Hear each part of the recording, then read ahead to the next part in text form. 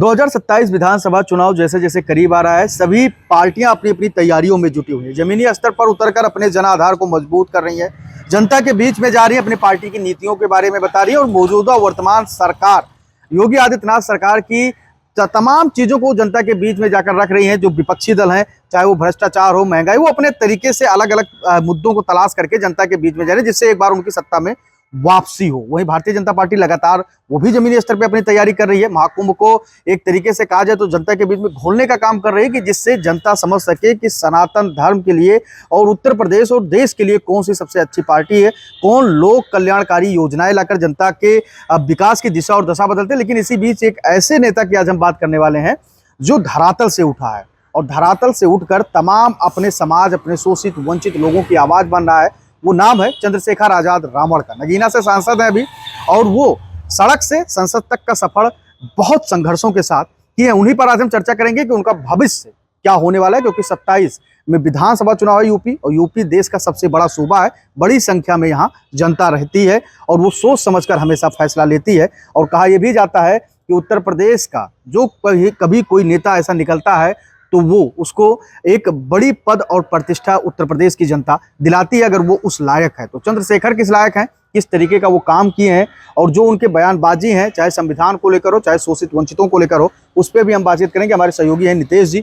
नितेश जी, देखा गया है कि जब से चंद्रशेखर आजाद रावण नगीना से सांसद बने हैं, सड़क पे उन्होंने बहुत सारे संघर्ष किए, उसके बाद वो संसद तक जनता ने उनको पहुंचा दिया।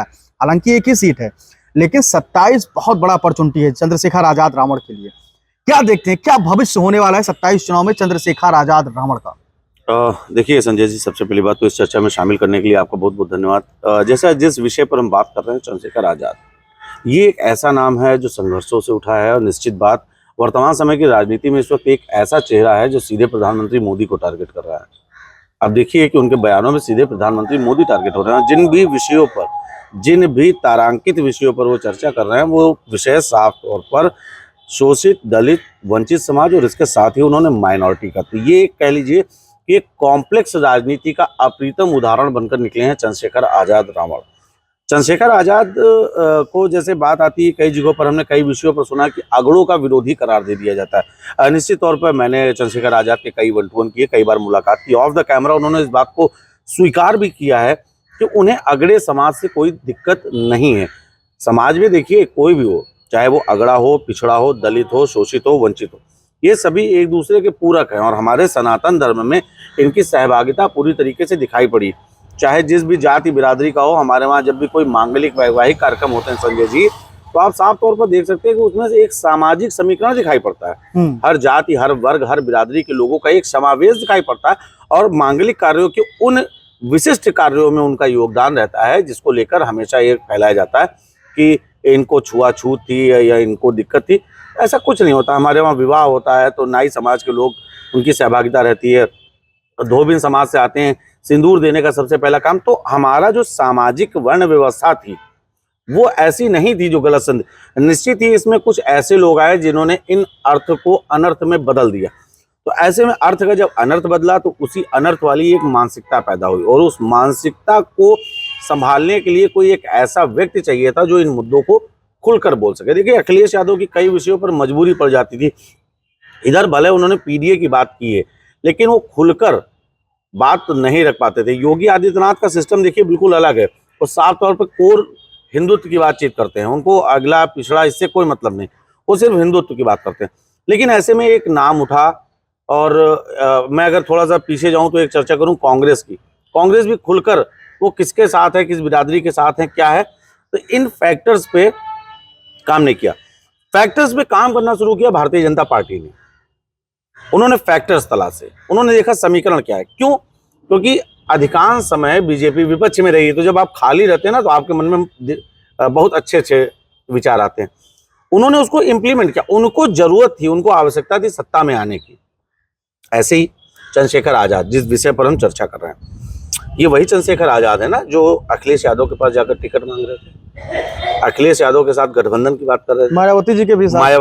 मायावती से मुलाकात तो इनकी नहीं हुई, लेकिन कई बार प्रयास किया इन्होंने प्रेस के सामने भी बोला, मीडिया के सामने। मतलब ये स्वीकार्यता थी कि अगर बसपा साथ लेना चाहे, लेकिन कहीं से कोई लाभ चंद्रशेखर आजाद को नहीं मिला, लेकिन अब युवा था, संघर्षशील था, ज्ञानी है, अपनी बातों को लोगों तक। आज के ज़माने में ज्ञानी वो नहीं है जिसके पास डिग्री है, आज के ज़माने में ज्ञानी वो है जिसकी बात सुनने के लिए लाखों फॉलोअर्स मौजूद हैं, उसे ज्ञानी की संज्ञा दी जाती है। निश्चित ही चंद्रशेखर आजाद की बात लोगों तक पहुंची। जिस चुनाव में भारतीय जनता पार्टी, जिस चुनाव में मान के चलिए बहुजन समाज पार्टी, जिस चुनाव में भाजपा के सामने सपा और कांग्रेस का अलायंस लड़ रहा हो, उस जगह पर चंद्रशेखर आजाद ने अपनी जीत दर्ज करके ये बता दिया कि लोकतंत्र में जनता ने उन्हें स्वीकार कर लिया। तो जिसे जनता स्वीकार कर लेती वो कमजोर तो नहीं रह गया, और देश की सबसे बड़ी पार्टी बन चुकी भाजपा के सामने उसने लोहा लिया। तो चंद्रशेखर आजाद एक पर्सनालिटी, भविष्य अच्छा होने वाला, भविष्य अच्छा, बिल्कुल सीधी सी बात अच्छा, है। दूसरी चीज ये कहा जा रहा है कि यूथ किसके साथ है, मायावती या चंद्रशेखर, या यूं कहें कि दलित समाज इस समय मौजूदा हालात को देखें, वर्तमान परिस्थितियों को देखें, तो किसके साथ है, चंद्रशेखर आजाद या फिर मायावती? देखिए, युवा जो होता है देश का कर्णधार होता है, जिसके साथ जाता है परिदृश्य बदल देता है। ये परिदृश्य हमने उस समय भी देखा जब एक समय मुलायम सिंह यादव यूथ ब्रिगेड बना था। समाजवादी पार्टी का यूथ ब्रिगेड जो आया उसने कहीं ना कहीं तहलका मचा दिया था। परिणाम उसका आपने देखा था कि कितना अप्रत्याशित परिणाम था कि युवा पूरी तरीके से सपा की तरफ केंद्रित होकर चल रहा था। युवा भी बड़ा होशियार है, उगते सूरज को सब कोई सलाम करता है। तो क्या उगते सूरज है चंद्रशेखर आजाद? निश्चित बात है, चंद्रशेखर आजाद एक उगता सूरज है। अभी मैं इस बात को थोड़ा सा और उदाहरण के माध्यम से आपको पुष्ट करता हूं। फिर उसके बाद कुछ ऐसे विषय हुए जिस पर युवाओं का पूरा साथ देखिए अखिलेश यादव को मिला। अखिलेश यादव मुख्यमंत्री बने। कई बार आरोप ये भी लगते हैं कि मुलायम सिंह यादव जी की जो खेती थी उसको अखिलेश ने काटा। ये नैरेटिव उस समय सेट हुआ क्योंकि पिछली बार से कई चुनाव लगातार अखिलेश यादव हार रहे हैं। कांग्रेस में कई युवा चेहरे निकले, लेकिन कांग्रेस युवाओं को उतना अपनी तरफ आकर्षित नहीं कर सकी। इसके बाद युवाओं के ऊपर सबसे ज्यादा ध्यान केंद्रित किया भारतीय जनता पार्टी ने। युवाओं की देखिए समस्या क्या होती है, बेरोजगारी के मुद्दे पे भाजपा के तमाम लोग लुभावन ऐसे मामले आए जिसके बाद युवा उनके साथ जुड़ा। एक बड़ा युवा नरेंद्र मोदी की मानसिकता से जुड़ता चला गया, और उसके बाद एक युवा जो होता है वो थोड़ा सा अत्यधिक ऊर्जावान होता है, और एक युवा अवस्था जो होती है संजय जी वो कच्चे घड़े की तरह होती है, उसमें किस तरफ उसे मोल्ड करना है। इसका सबसे बड़ा फायदा अगर देखा जाए तो भारतीय जनता पार्टी में अगर किसी ने उठाया युवाओं को जोड़ने का तो वो नाम आया सीएम योगी आदित्यनाथ का। जहां एक तरफ अखिलेश यादव के MY समीकरण की चर्चा होती थी, कांग्रेस के ऊपर मुस्लिम तुष्टीकरण की बात आती थी, बसपा के ऊपर आता था कि सिर्फ SC ST की सीट है। ऐसे में कोर हिंदुत्व की बात करने वाला सीएम योगी आदित्यनाथ का जब चेहरा सामने आया तो युवाओं की एक बड़ी संख्या भाजपा से जुड़ी। और आज भी आप देखिए कि मैक्सिमम इनके मुख्यमंत्री योगी आदित्यनाथ के जो भाषण हैं, जो इनके कंटेंट्स हैं, जो ये बोलते हैं, जो ये लिखते हैं, इनके सोशल मीडिया पे लिखा जाता है, उसको युवा जल्दी आत्मसात करता है। आप इस चीज़ को देखिए। तो अब इन सब के बीच में अगर हम बात करते हैं तो इस वक्त युवाओं की एक बड़ी संख्या चंद्रशेखर आजाद के साथ है। इसका उदाहरण मैं आपको देता हूँ। कल ही की तारीख में एक बड़ा प्रदर्शन हुआ। हम लोगों ने प्रदर्शन संजय जी कवर किया, आपने भी कवर किया। आपने देखा कि उसमें कोई ऐसा व्यक्ति आपको दिख रहा था जो 50 साल के ऊपर का हो या 45 साल के ऊपर का हो। लगभग जितनी संख्या दिख रही थी वो युवाओं की दिख रही थी। तो ये माना जा सकता है कि अभी चंद्रशेखर आजाद ने खेत को लेवल किया है, बीज डाले हैं, कुछ में अंकुर निकल आए हैं और कुछ ऐसे बीज हैं जिनमें से अंकुर निकलना बाकी हैं। तो ये जो प्रदर्शन कर रहे हैं ये वो अंकुरित फसल है जो आने वाले समय में और प्रौढ़ होगी, और उस समय उस प्रौढ़ फसल को मान के चलिए कि समानता देने के लिए या यूं कह लीजिए सहारा देने के लिए जो अंकुरित बीज अभी डाले जा रहे हैं वो आने वाले समय में उसको संभालेंगे। तो एक युवाओं का बड़ा मजमा, क्योंकि चंद्रशेखर आजाद ने देखिए सीधे सदन में मोदी को कोट करते हैं, चाहे जिस भी मुद्दे पर, कोई भी मुद्दा हो बिल्कुल बोलते हैं। अभी जल्दी हमला हुआ, वो भी एक एडवांटेज के तरीके से चंद्रशेखर आजाद। आपने बहुत सारी बातें कही, बहुत सारी चीजें कही कि अभी खेती तैयार हो गई है, फसल उगना बाकी है। युवाओं का एक बड़ा तबका जो है वो चंद्रशेखर आजाद रावण के साथ जा रहा है। प्रदर्शन में इस चीज को देखने को मिला। उसके बाद धीरे धीरे करके जो युवा है उनके अंदर एक अत्यधिक ऊर्जा होती है, और वो ऊर्जा जिधर लगती है उधर का पलड़ा मजबूत होता है। साफ तौर पे ये चीजें हम मान लिया। लेकिन जो अखिलेश यादव की पीडीए की रणनीति है, फिलहाल लोकसभा चुनाव में उनको 37 सीटें मिली भी, एक जबरदस्त तरीके से उन्होंने ऐतिहासिक जीत भी दर्ज की। 1993 के बाद पहली बार 37 सीटें उन्होंने यहाँ पे जीता। लेकिन दूसरी चीज ये है कि जब पीडीए की बात होती है उसमें दो चीजें सब लोग जानते हैं, समाज जानता है। अखिलेश यादव हालांकि अगड़ा कहते हैं, कभी अल्पसंख्यक कहते हैं, और डी का मतलब सब जानते हैं दलित। तो जब दलित समाज की भी बात हो रही थी, आप कह रहे हैं कि दलित समाज जो है वो चंद्रशेखर आजाद के साथ जा रहा है, और अभी बीते कुछ ही दिनों में देखा गया है कि अल्पसंख्यकों के साथ भी चंद्रशेखर आजाद का जबरदस्त तरीके से गठजोड़ चल रहा है, एक समन्वय बनाने की कोशिश कर रहे हैं वो। तो आपका सबसे बड़ा खतरा पीडीए के लिए चंद्रशेखर आजाद रावण तो नहीं बन रहे अखिलेश के लिए? देखिए, इसके दो तीन विषय भी हैं। ओवैसी से मैं शुरुआत करता हूँ। ओवैसी, मायावती, ये दो ऐसे नाम हैं जो उनके बयान जब सामने आते थे तो उनके कमेंट्स पर या तमाम राजनीतिक विरोधी विचारधारा वाले लोग जो थे, आपस में राजनीतिक विरोध होता है, वो ये कहते नजर आते थे संजय कि बीएसपी बीजेपी की बी टीम है। ओवैसी के ऊपर भी यही आरोप लगते थे। अभी हाल ही में ये आरोप लगना शुरू, पता है किसके ऊपर हुआ है? चंद्रशेखर आजाद। कई लोगों का कहना है कि चंद्रशेखर आजाद को बीजेपी ही बढ़ा रही है। इसमें क्या सच्चाई है, क्या सच्चाई नहीं है, ये तो मैं नहीं कह सकता, लेकिन इस पीडीओ को धूल धूसरित करने के लिए निश्चित ही चंद्रशेखर आजाद का जो दांव है, क्योंकि अभी चुनाव हुए, कुछ चुनाव, बसपा ने उसमें किनारा कर लिया, लेकिन चंद्रशेखर आजाद की पार्टी ने चुनाव लड़ा, बहुत अच्छा परिणाम नहीं आया। लेकिन परिणाम ही हर चीज नहीं होता है। राजनीति में कौन परेशान हो रहा है? चंद्रशेखर आजाद ने देखा कि मेरा प्रत्याशी खड़ा करने से सपा को भी परेशानी हो रही है, भाजपा को भी परेशानी हो रही है। तो चंद्रशेखर आजाद को क्या है, अभी अपना ग्राउंड बना रहे हैं। और जिस दिन ये मजबूत हो गया, क्योंकि अभी उनके पास अच्छा खासा समय है, लगभग मान के चलिए 2027 में चुनाव है, अभी उनके पास अच्छा खासा समय है, और जिस तेजी से वो चल रहे हैं, संभवतः आने वाले समय में एक बड़ी घोषणा कर सकते हैं। और विधानसभा स्तर पे तो एक अच्छी फाइट देने के लिए, क्योंकि बीएसपी ने उपचुनाव में जैसा फैसला किया कि हम कोई उपचुनाव नहीं लड़ेंगे, मेन स्ट्रीम चुनाव लड़ेंगे, लेकिन उसके साथ ही बीएसपी में एक अंतर्द्वंद चल रहा है। अब चंद्रशेखर आजाद की सीधी टक्कर लेने वाला एक उनके पास चेहरा आया था, एक युवा चेहरा आया था, आकाश आनंद। लेकिन आकाश आनंद के साथ क्या हुआ? आकाश आनंद ने मुखर होकर बसपा के एक बड़े चेहरे पर आरोप लगाया कि कुछ लोग इस पार्टी में ऐसा हैं जो पार्टी का हित नहीं चाहते हैं। वो इशारा किसी की तरफ हो सकता है, लेकिन उन सबको समझने के बजाय मायावती जी ने सीधे फैसला लिया कि आकाश आनंद के ससुर पार्टी का हित नहीं चाह रहे हैं और ये उन्हीं के उसमें चल रहे हैं। तो आकाश आनंद का बैकफुट पर जाना, अखिलेश के पीडीए के सामने चंद्रशेखर आजाद की राजनीति, जिसमें उनका साफ तौर पर कहना कि हम शोषित, दलित, वंचित और अल्पसंख्यकों के साथ हैं, ये झटका लगेगा।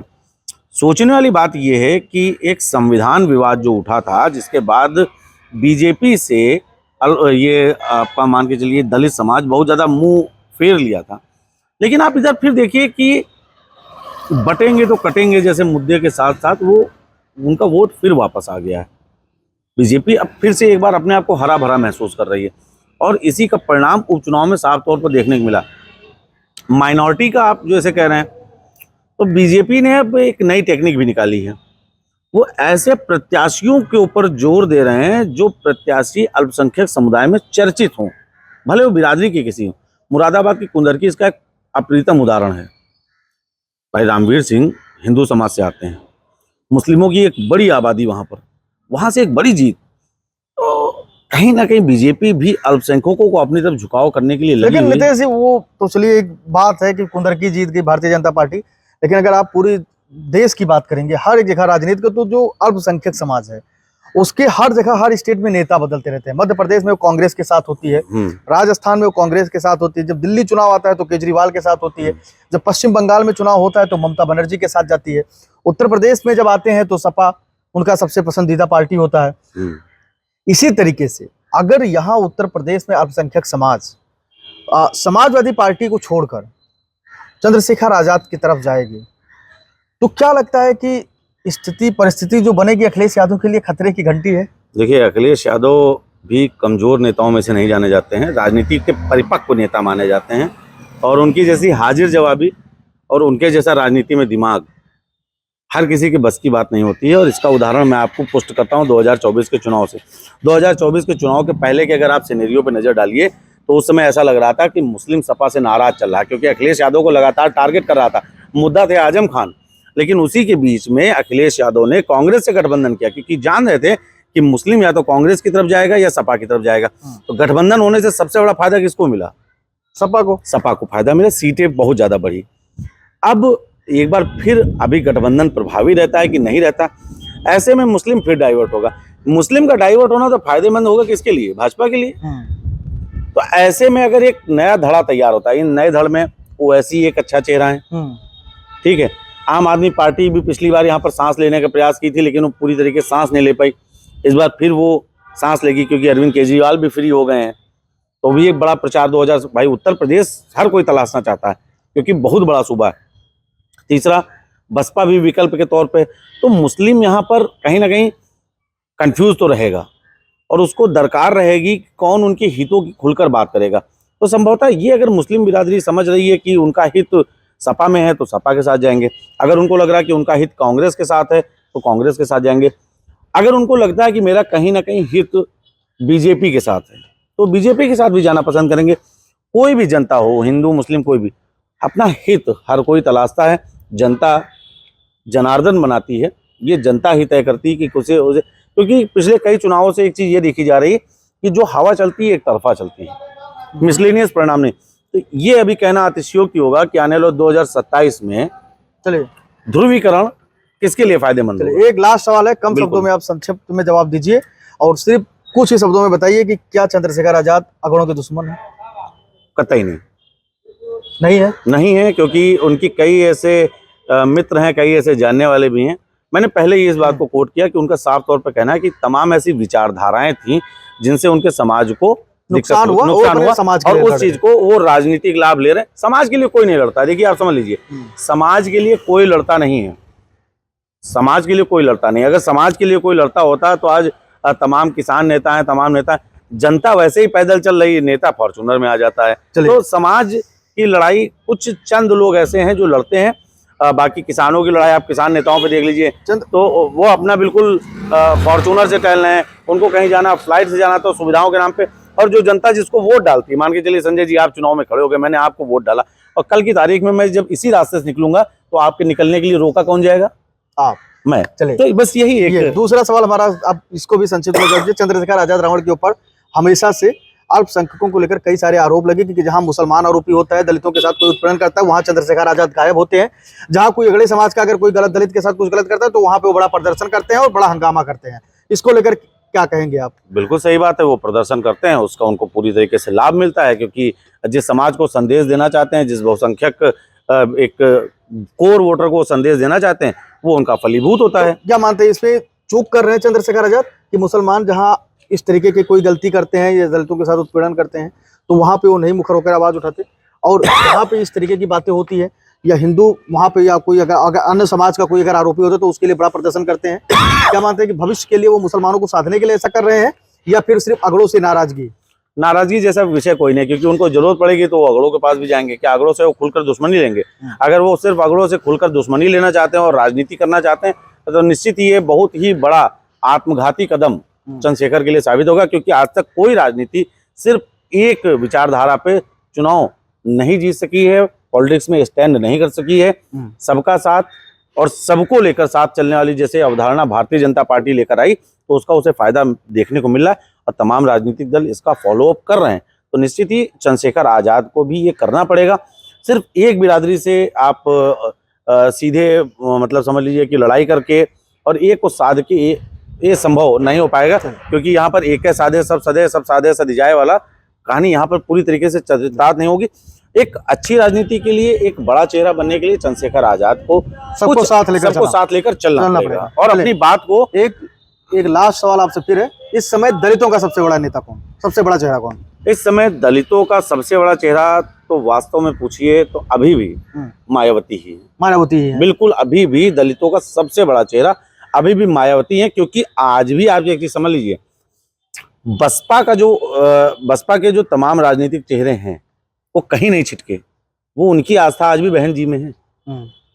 लेकिन और तमाम राजनीतिक दलों के देखिए लोग भटक रहे हैं, जी। तो वो वोटर हैं। वोटर, एक वोटर होना अलग बात है। वोटर हम तब हो सकते हैं कि संजय जी जैसे आप किसी की बात से प्रभावित हो गए, हम किसी की बात से प्रभावित हो गए तो हम वोटर हो गए।